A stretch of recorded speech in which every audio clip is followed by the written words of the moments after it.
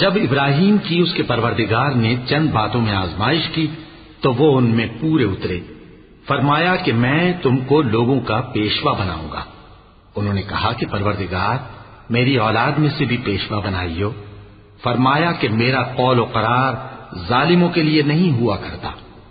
اور جب ہم نے خانہ کعبہ کو لوگوں کے لیے جمع ہونے اور امن پانے کی جگہ مقرر کیا اور حکم دیا کہ جس مقام پر ابراہیم کھڑے ہوتے تھے اس کو نماز کی جگہ بنا لو، اور ابراہیم اور اسماعیل کو حکم بھیجا کہ طواف کرنے والوں اور اعتکاف کرنے والوں اور رکوع کرنے والوں اور سجدہ کرنے والوں کے لیے میرے گھر کو پاک صاف رکھا کرو.